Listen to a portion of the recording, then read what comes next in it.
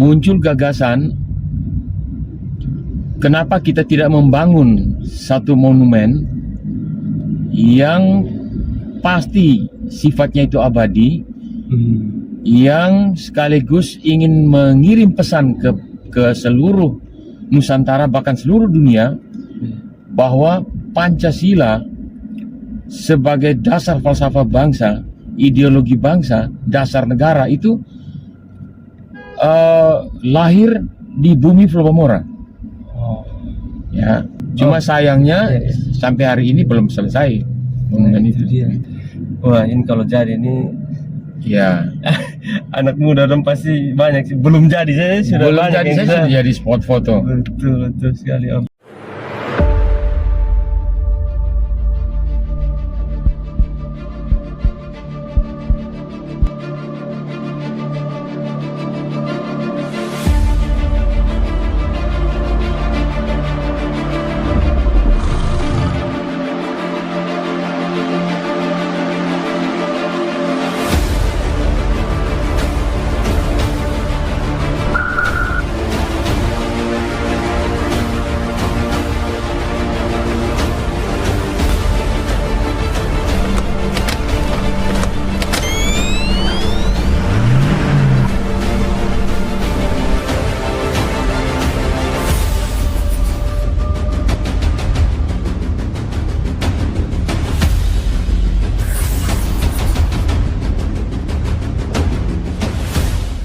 Halo Bapak Mama, Saudara semua, ketemu lagi di Pasiar Oto Gas Jangrem. Gas Jangrem, luar Gas biasa Jangrem. sekali.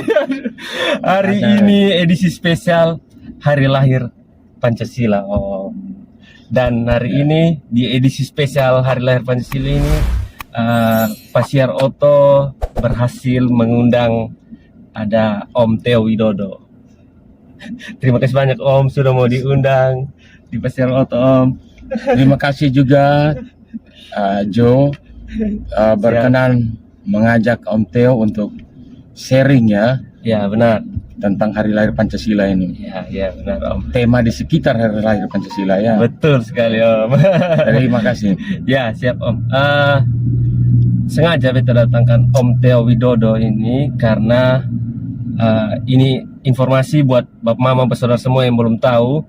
Beliau ini adalah salah satu penggagas dan sekaligus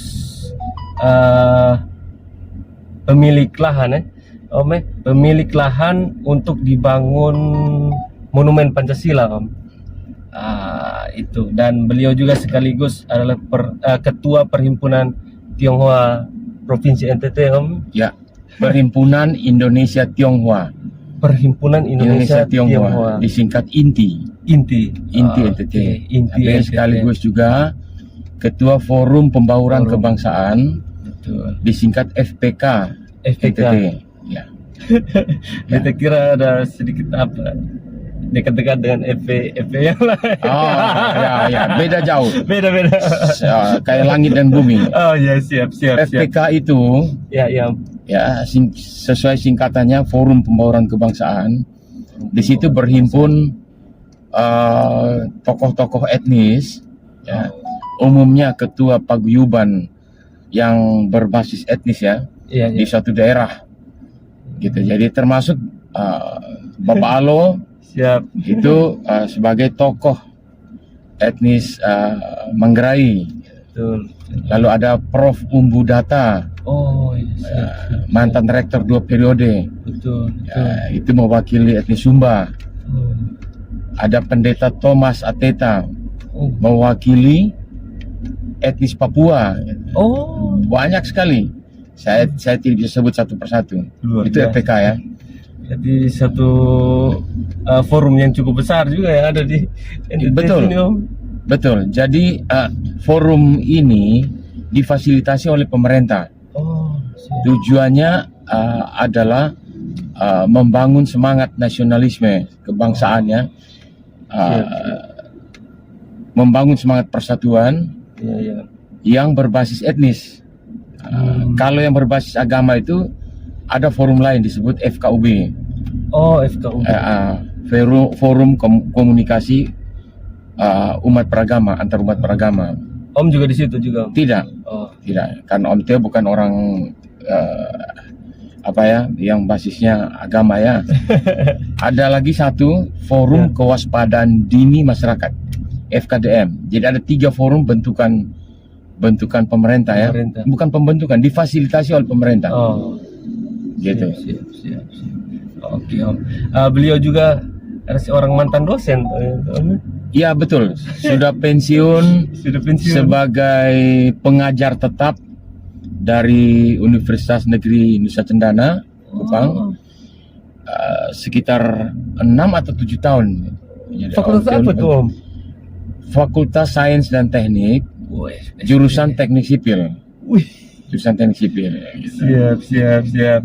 Dan Om Teo punya spesialisasi itu mengajar kewirausahaan. Oh. Karena basicnya Om Teo ini kan seorang wirausahawan juga. Betul.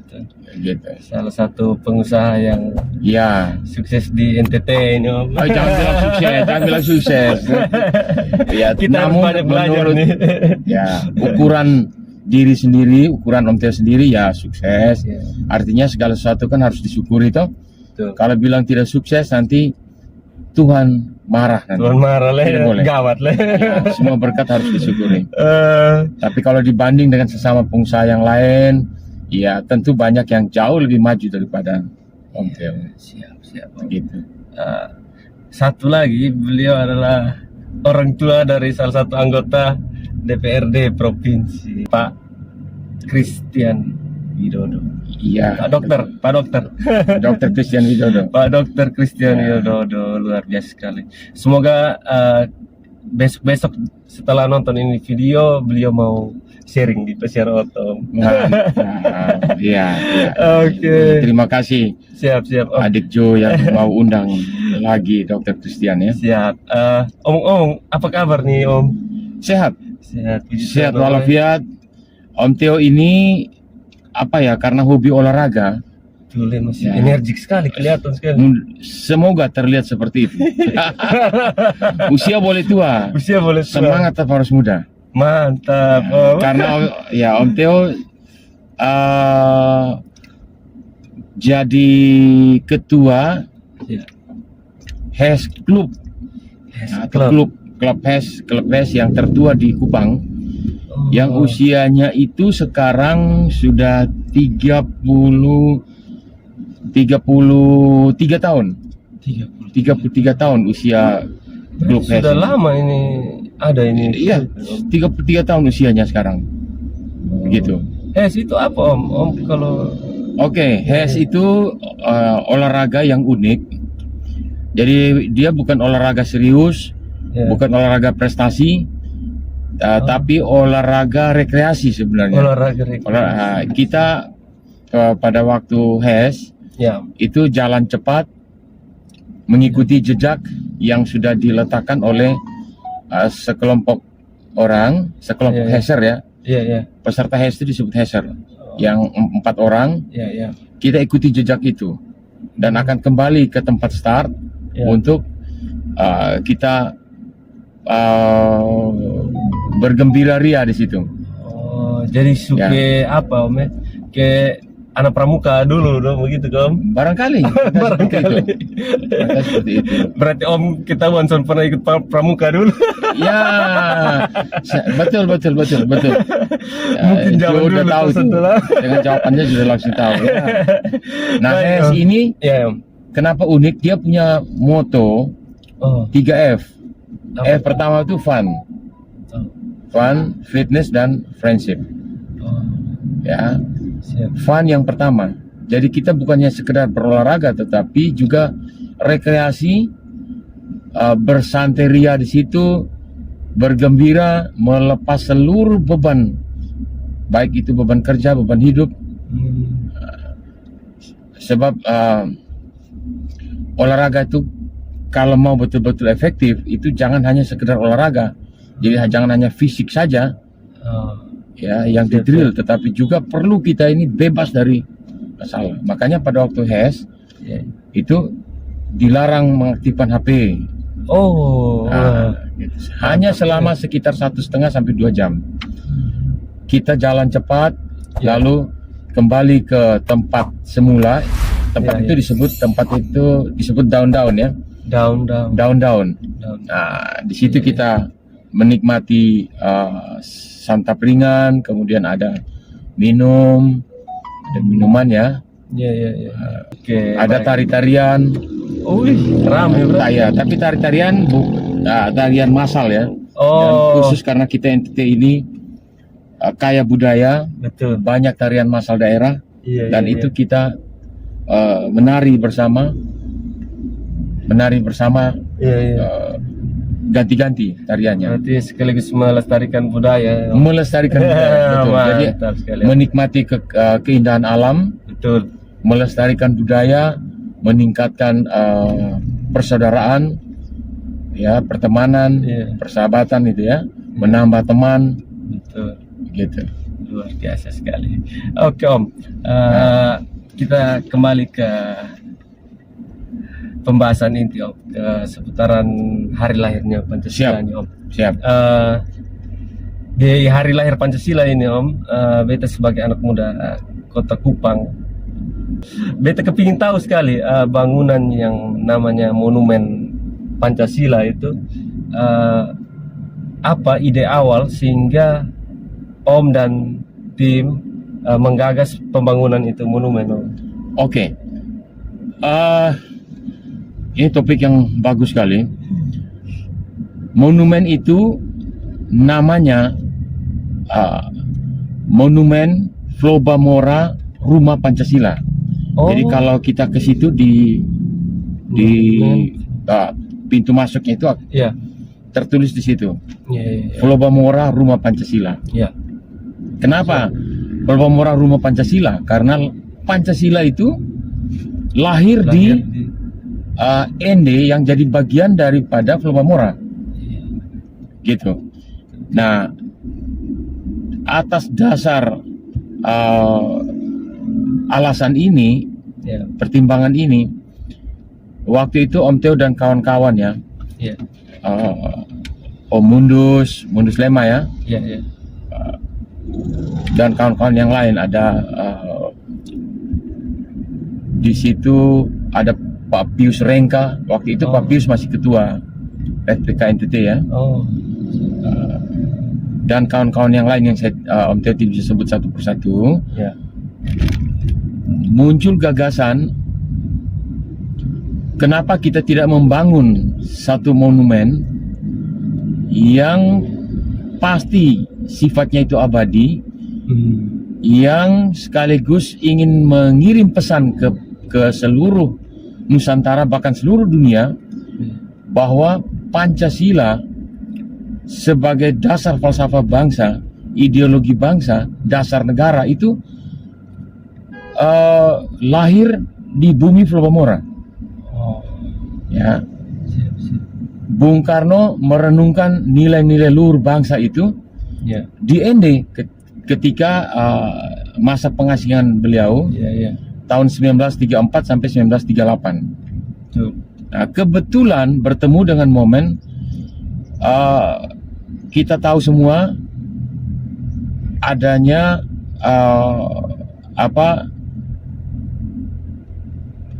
suasana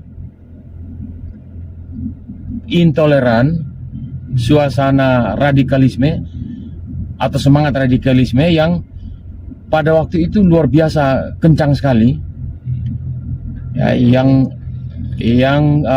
menurut Om Teo dan kawan-kawan di FPK ini perlu dilawan seturut peran kita semua. Lalu kawan-kawan bertanya, peran kita itu apa? Iya. Apakah sekedar hanya himbauan, tidak bikin sesuatu? Gitu. Jadi pada waktu itu kita semula kita coba keliling ya, lihat-lihat lokasi. Tapi akhirnya Om Teo berpikir, kita cari lokasi orang belum tentu diizinkan. Betul. Dan yang kedua, belum tentu tepat sesuai dengan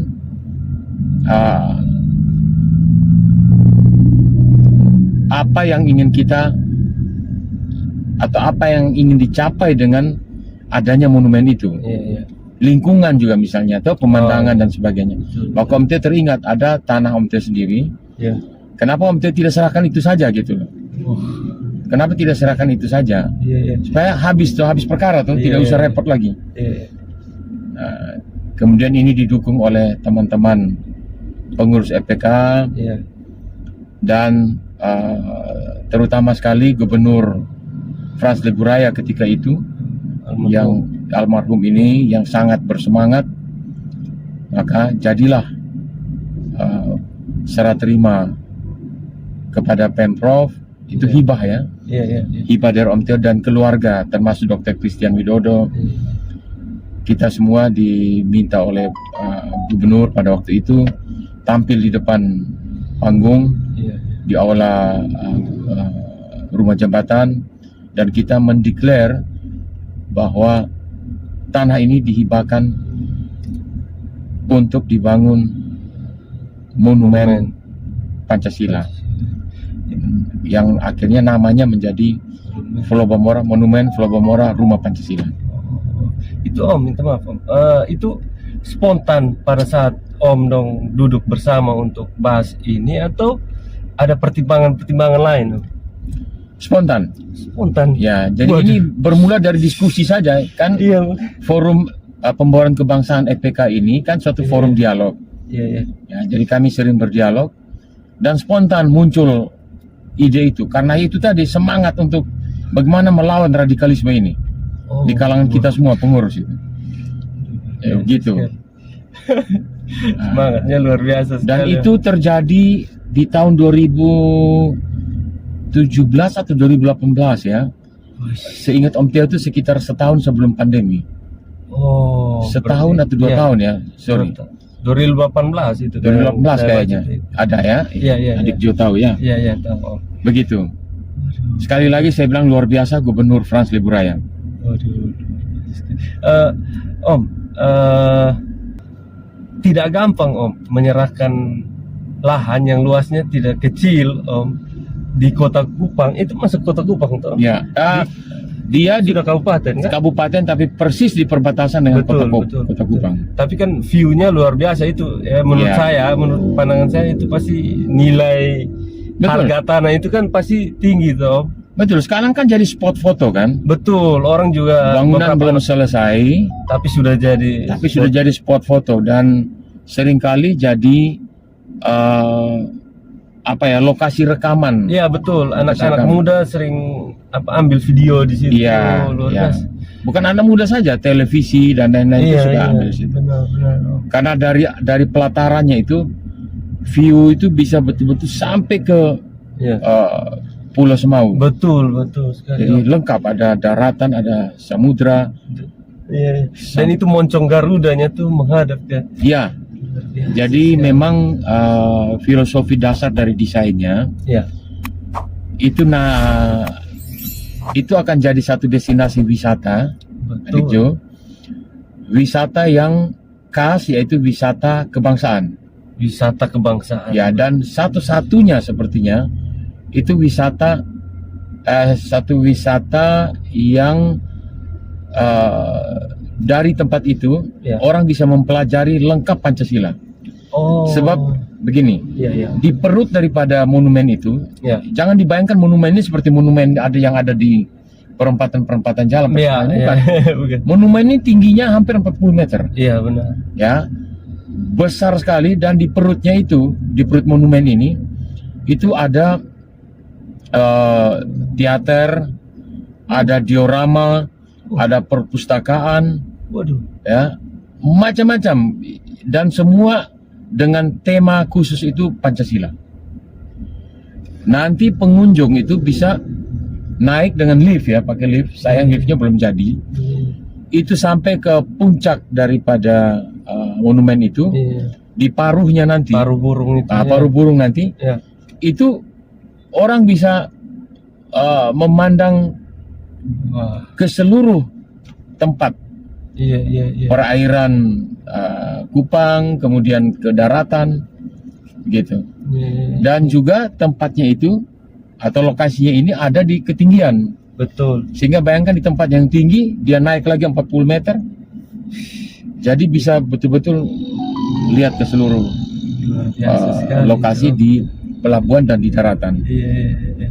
kalau kita naik pesawat mau turun ke Penfui Bandara Iya, El Tari ini, iya, iya. Dapat lihat juga. itu kita bisa lihat ke bawah, itu monumennya kelihatan. Betul, betul. Lihat Naik dari ferry jendela. apalagi Om, pas mau Apalagi masuk ferry. Kupang. Ya, betul. Oh, itu keren. Nah, itulah salah satu, itu juga jadi salah satu alasan kenapa Om Theo dan kawan-kawan di ETK ya Ya. menentukan lokasi itu, karena dia akan menjadi destinasi wisata yang luar biasa kalau menurut Om Theo. Iya, betul, betul. Destinasi wisata yang luar biasa.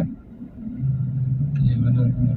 Lokasinya dekat kota, Iya, ya kan? iya. Terus orang bisa menikmati pemandangan yang begitu indah Iya, betul. dari Paruhnya, sekaligus orang belajar tentang sejarah kelahiran Pancasila.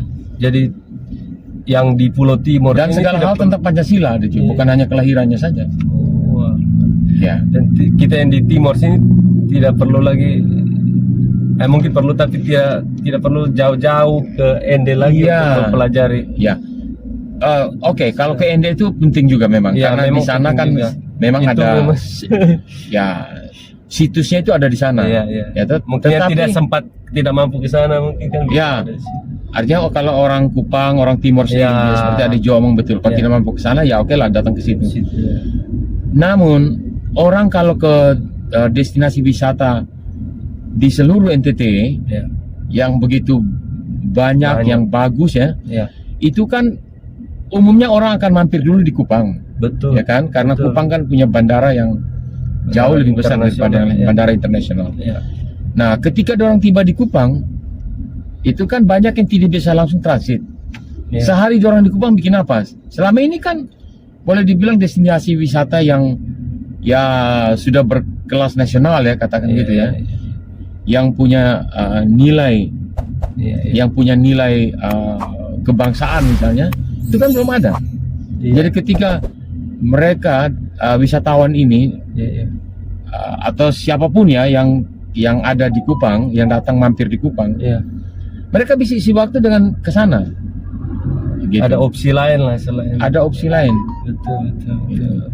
Cuma sayangnya Ya, ya. sampai hari ini belum selesai monumen Nah, itu. itu dia. Gitu. Sayang Saya sekali. juga sangat Sangat disayangkan disayangkan. Om, saya sebagai anak muda lihat rancangan, kalau tidak salah dulu pernah keluar tuh video atau foto tuh di media sosial tuh rancangan gedung itu. Wah, ini kalau jadi ini Ya, anak muda dan pasti banyak sih. Belum jadi, saya sudah belum banyak jadi yang saya bisa. sudah jadi spot foto. Betul, betul sekali Om. Iya, betul. Baik Om. Sebagai orang teknik ya, Om Theo Iya. kagum bangunan itu, sebab bangunan ini bukan hanya sekedar sebuah bangunan yang strukturnya Ya. itu bisa diselesaikan oleh orang-orang teknik biasa ya, tapi ini dia butuh juga keterampilan seni. Iya, betul, betul. Keterampilan seni. Karena ini membangun sebuah monumen ini. Iya, iya. Bagaimana sisik leher Garuda ini yang berliku-liku Iya, ya, iya, iya, iya. paruh burung yang bentuknya begitu melengkung. Betul, betul, betul. Nah, dan yang kerja itu juga harus seniman juga, Betul. apalagi di ketinggian. Iya, betul. Apalagi di ketinggian, bisa bayangkan orang kerja di ketinggian itu Wah, ya lumayan rumit juga. dengan struktur yang tidak lurus-lurus saja, Iya, iya. seperti struktur sebuah bangunan itu kan, Iya, iya. itu kan lurus siku gitu Betul, saja kan. betul. Ini tidak, bentuknya berlekak-lekuk gitu. Iya. Oke, lanjut. Oke, Om, kita lanjut ke Abet mau tanya, itu desain bangunannya itu Om yang desain kah atau? Bukan. Sejak awal Om Theo tidak terlibat itu di Oh, proses mendesain, melaksanakan, tidak. Om Theo hanya menyerahkan tanah saja, hibah. oh banyak. Ya. Itu minta maaf Om, harapannya Om dengan Om serahkan Om pun tanah yang tidak kecil itu 5.000 meter persegi kalau tidak salah Om. Ya, betul. View-nya bagus, Betul. itu diserahkan ke pemerintah untuk dibangun monumen tuh apa Om harapannya Om? Ya, Pertama ya, pasti lokasi itu Om Teo ini punya tanah bukan hanya itu saja di tempat itu ya. Iya, iya. Oh, di Ada 6 sekitar lokasi ya, itu. sekitar 6 hektar dan Om Teo Waduh. serahkan itu yang 5.000 meter persegi yang ada di punggungnya, yang di puncak. Itu yang pas di Terbaik karena Om Teo tidak mau beri sesuatu kepada setengah-setengah. bangsa dan negara ini ya setengah-setengah, betul kayak istilahnya ini attitude. Istilah anak Kita muda. kasih harus yang terbaik. Oke. Iya. Siap. Harapan. Ya. Tentu harapan Om Teo itu dengan adanya monumen ini, harapan Om Teo dan kawan-kawan di FPK ya, Ya. dengan adanya monumen ini, nilai-nilai luhur bangsa yang ada di dalam butir-butir Pancasila itu betul-betul kita hayati dan kita laksanakan. Jadi jangan hanya sekedar slogan kosong itu, omong soal Pancasila, Betul. ya. Tapi dalam praktik sehari-hari itu tidak ada. Nah, itu yang tidak boleh. Itu pertama ya. Yang kedua, sekali lagi Om Teo dan kawan-kawan mau memberi pesan yang kuat kepada bangsa Indonesia, kepada seluruh dunia, Ya. bahwa Pancasila, dasar ideologi bangsa yang luar biasa ini yang membuat kita Indonesia ya, yang terdiri dari begitu banyak etnis, budaya, agama, sampai hari ini tetap bertahan. Dan itu lahirnya di bumi Pulau Mora. Benar. Lahir di bumi Pulau Mora, di kota Ende. Lebih tepatnya di kota Ende kan? Iya. Begitu. Om juga sempat Dan di itu sport. tidak bisa ya, dan itu tidak bisa dibantah. Betul. Buktinya kan tanggal 1 Juni Presiden Jokowi hadir, akan datang ke Ende. Waduh. Itu sekaligus juga menyatakan kepada semua orang bahwa Iya. Pancasila lahir di Ende, tidak bisa diganggu gugat. Gitu. Omong-omong kebetulan Om singgung Presiden Jokowi mau ke Ende, Om. Ya. Om pernah dengar deh yang orang-orang biasa bilang minta maaf kalau presiden yang turun ke Ende itu akan terjadi hal-hal yang tidak enak begitu. Om pernah dengar ya bahasa-bahasa seperti itu? Lebih konkretnya apa? Hal tidak enak itu? Ini kita dulu pas presiden siapa? Megawati kah yang turun ke Ende yang terus suaminya Megawati meninggal. Oh, Itu. Taufik Kimas. Iya betul. Oh, iya, tapi kita tidak usah Kita percaya. tidak harapkan seperti itu, ya. Mungkin Jangan percaya itu. Itu saya kalau pikir menurut Om Teo, juga dengar. Soalnya yang isu-isu berkembang di kita anak muda di diskusi pinggir jalan itu seperti itu. Oh, jangan dengar itu. Itu Semoga saja tidak. koinsidental saja. Iya. Dan itu tahayul. Iya, Ya menurut Om Teo itu. Iya. Semoga secara tidak. kebetulan. Kalau Om Teo sih tidak pernah dengar seperti itu. Iya, oh. Baiklah. Berarti Ya. ini hanya di lingkarannya saya saja. Iya, begitu. Oke, Om. Ini sekarang saya mau tanya pandangannya Om Ya. secara pribadi Ya. tentang makna Pancasila di zaman sekarang ini, Om. Menurut Om Teo ya, Ya. Pancasila ini ya akhir-akhir ini banyak orang mulai sadar ya Betul. betapa pentingnya Pancasila dalam mempertahankan NKRI ini. Ya. Itu karena ada gerakan-gerakan yang mau merubah ideologi Ya, bangsa ya, ideologi Betul. negara. Karena itu kita harus betul-betul komit pada dasar negara ini, ideologi bangsa ini gitu. Siap. Ya. Kemudian kita harus sadari betul pentingnya persatuan dan kesatuan bangsa. Nah, repotnya kita Indonesia ini dibilang negara sekuler ya, tetapi agama bagi kita itu terlalu dominan. Ya. Di mana-mana orang ngomong agama. Ini Om Teo sedikit mungkin keluar sedikit ya. Iya. Di mana-mana orang keluar ngomong agama. Iya. Ya, apa-apa balik ke agama, apa-apa balik ke agama. Iya. Itulah yang membuat kita ini hidup dalam kotak-kotak agama itu, kan gitu. Ya.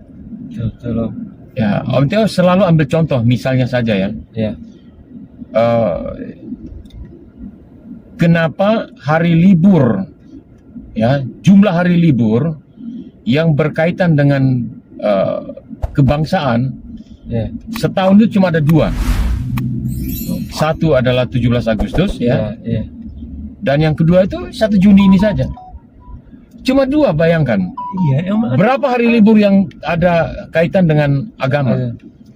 betul. Om Teo Iseng itu pernah hitung Pernah sekitar 16 sampai 18. Dan yang untuk hari kenegaraan cuma 2 itu. Cuma 2.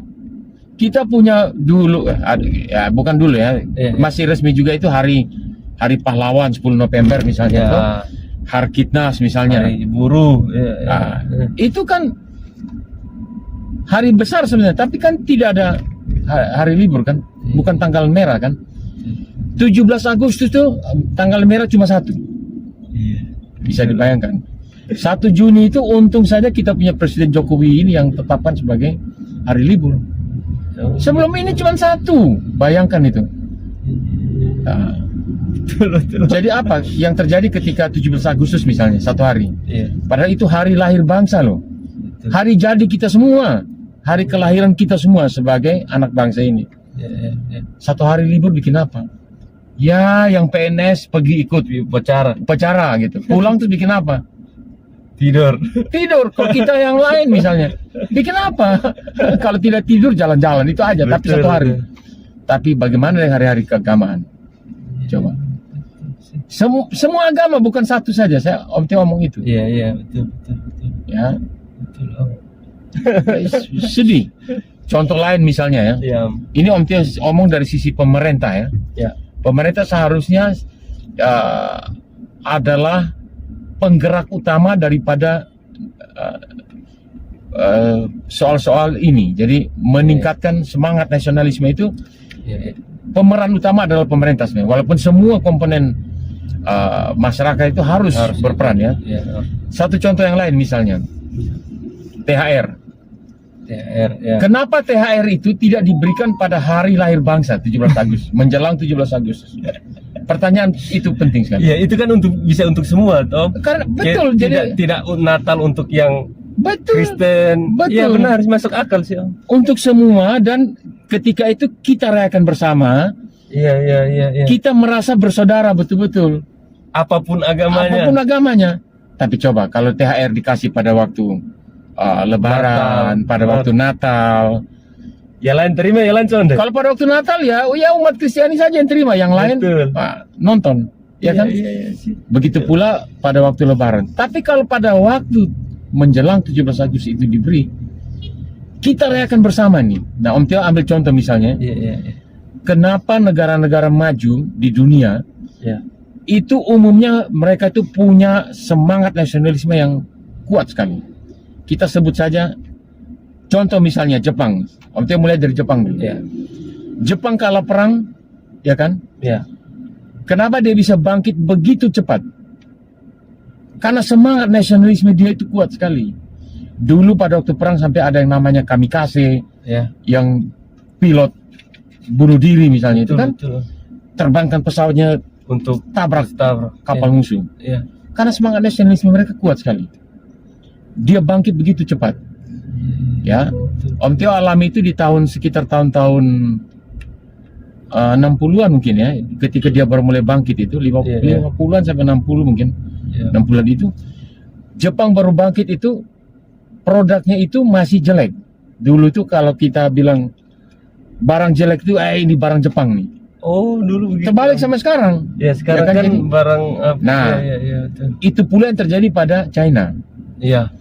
China itu ya, adikku. China punya semangat nasionalisme yang begitu kuat.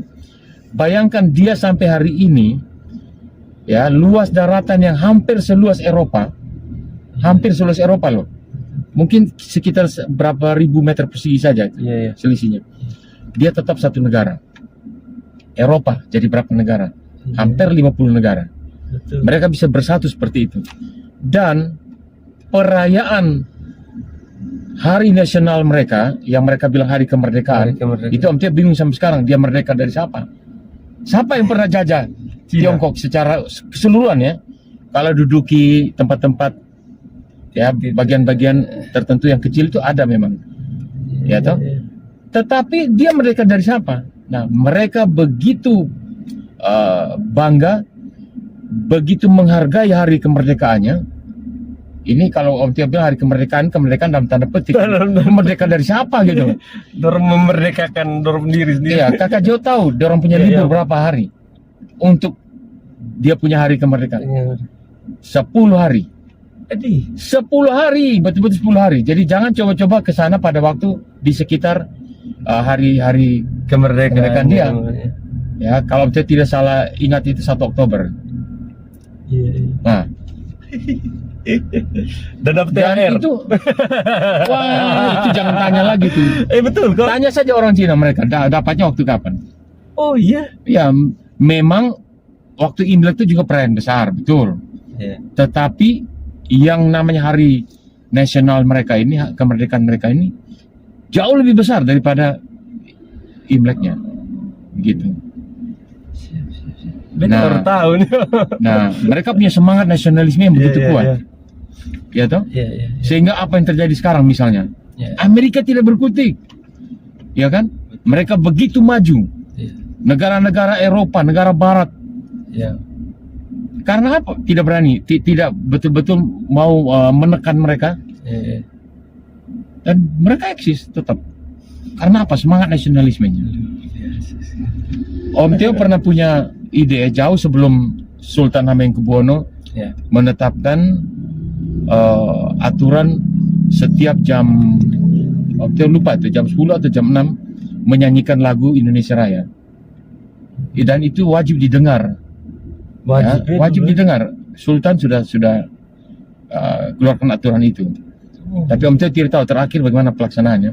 Tapi Om Tio sudah punya ide itu jauh sebelum itu, yaitu ketika atau beberapa saat setelah Om Tio kebetulan wisata ke Bangkok, Iya. di pasar tradisional yang luas sekali ya. Iya, iya. Seingat Om Tio itu lebih dari 10 hektar tuh luas pasar itu. Itu di pasar itu pas jam 6 sore, Iya. kita yang sedang belajar ini tiba-tiba diam semua, terdiam. Termasuk pegawai toko, Iya, iya. diam semua. Ternyata setelah itu Om Tio tanya, kenapa diam?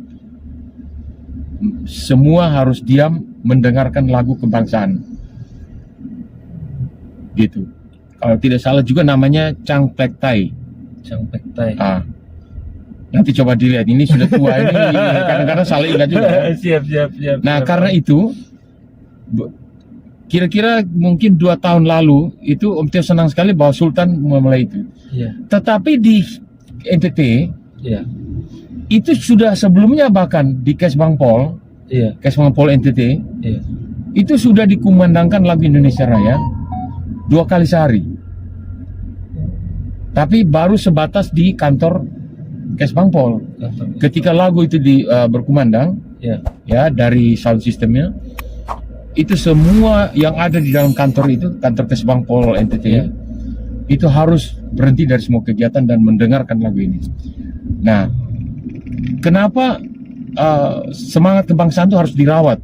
Antara lain dengan cara kita harus mendengarkan, meresapi lagu-lagu kebangsaan, terutama Indonesia Raya. Om Tio ambil contoh misalnya kenapa kita Katolik ya, Iya. itu ada Angelus misalnya, Tuh Angelus. Do Angelus toh, Iya. satu hari 2 atau 3 kali ya. 3 kali. Nah, itu juga sekaligus ingin meneguhkan iman kita kembali kan, bahwa kita Katolik ini sekarang saatnya Angelus, semua diam dan berdoa. Begitu pula dengan Indonesia Raya itu untuk apa? Menyadarkan kita semua bahwa kita ini bangsa Indonesia, kita ini bersaudara. Gitu. Sehingga keinginan untuk misalnya korupsi, Iya. keinginan untuk berbuat kecurangan, Iya.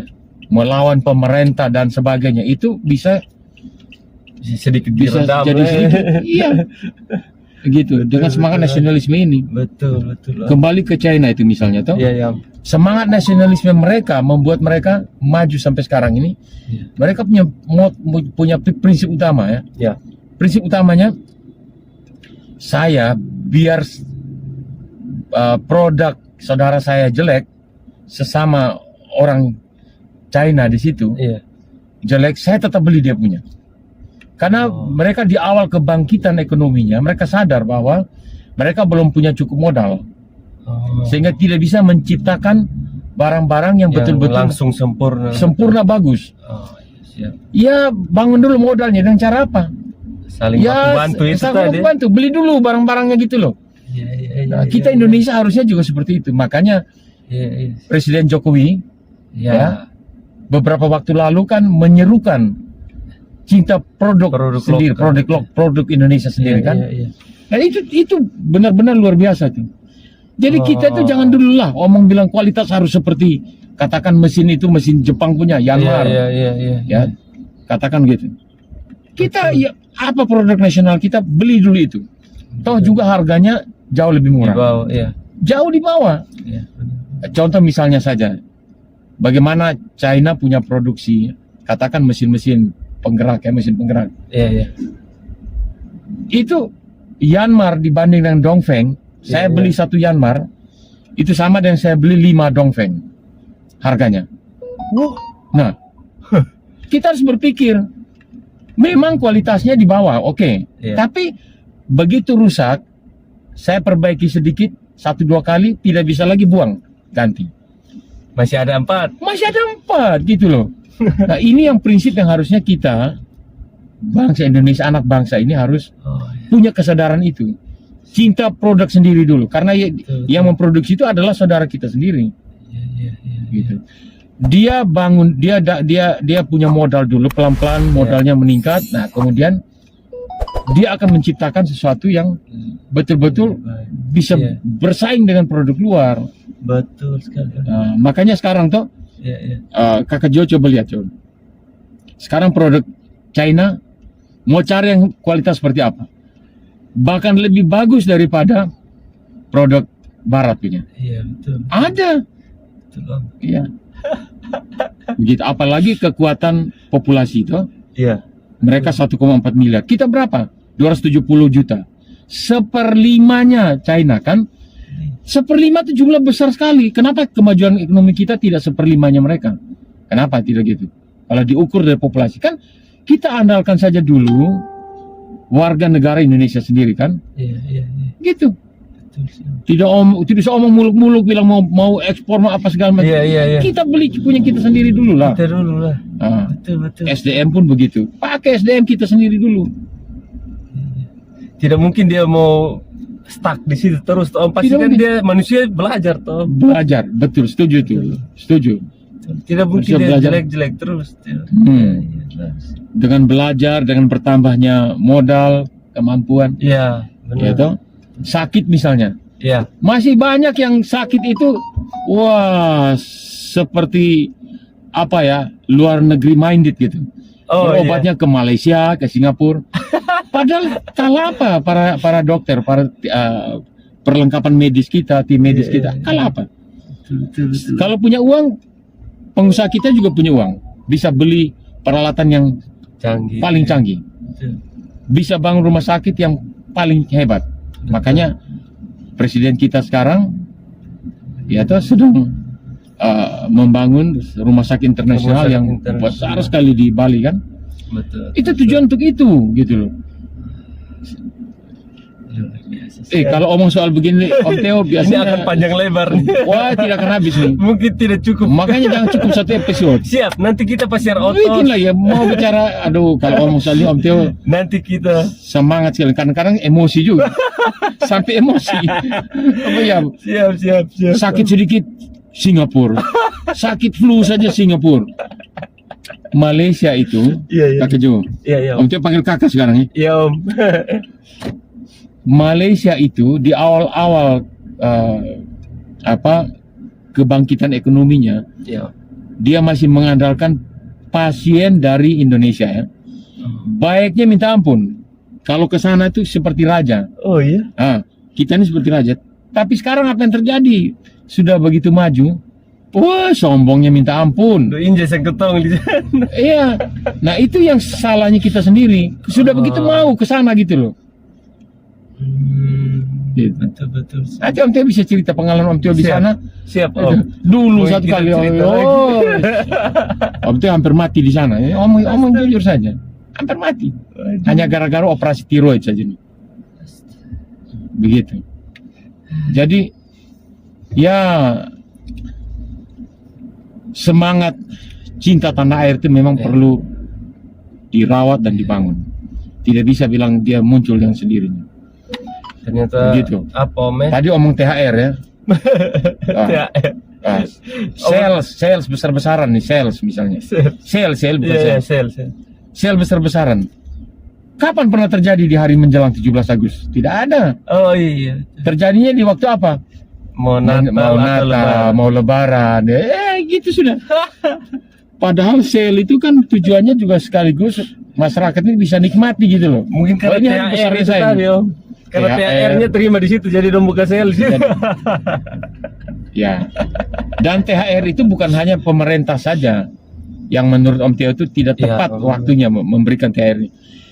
Swasta pun begitu. Akhirnya ya swasta akan ikut-ikutan kan. Iya. Bahkan diwajibkan tuh kasih THR. Iya. Pada waktu apa? Pada waktu hari besar keagamaan. Kenapa bukan pada waktu hari besar kebangsaan gitu loh? 17 Agustus. Betul. Ya. 17 Agustus tambah gitu loh hari liburnya. Jangan satu hari saja. Tanggal merah satu hari, aduh kasihan. Kita tidak menghargai Pahlawan hari jasa hari lahir kita sendiri. Ya toh? Iya. Kalau misalnya Kakek Jo ulang tahun kan pasti dirayakan. Loh ini hari lahir bukan saja Kakek Jo sendiri. Hari lahir Om Teo, hari lahir semua saudara-saudara, baik dia itu Muslim, dia itu Kristen, dia itu Buddha, Hindu, Konghucu, semua Katolik, hari lahir kita semua. Kenapa tidak dirayakan besar-besaran gitu? Iya kan? Di Amerika, Om Teo cerita, ini kembali Amerika. Amerika itu dia jangan sekali-sekali kehilangan satu prajurit misalnya, atau satu orang, dia akan cari sampai ketemu. Itu Amerika ya. Iya. Begitu kuat nasionalisme dia. Di hari kemerdekaan dia itu pesta besar-besaran. Pesta kembang api itu kalau kita biasanya tahunya hanya pas jelang tutup tahun toh? Pergantian tahun toh? Iya.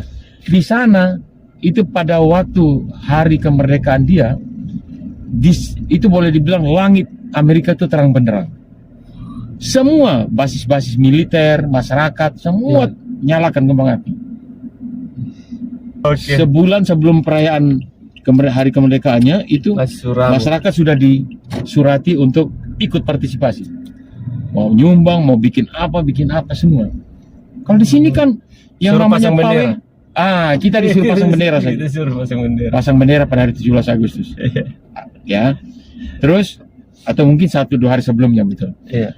Pasang umbul-umbul gitu Iya, ya. betul. Kalau pawai siapa sponsornya? Pemerintah gitu. Iya. Amerika tidak loh. Seluruh komponen masyarakat Ambil peran di situ. ambil peran. Tidak main-main tuh. Jadi negara-negara maju di dunia ini itu negara-negara yang punya nasionalisme yang kuat, yang sangat kuat. Gitu. Siap Om. Oke Om. Terima kasih banyak Om.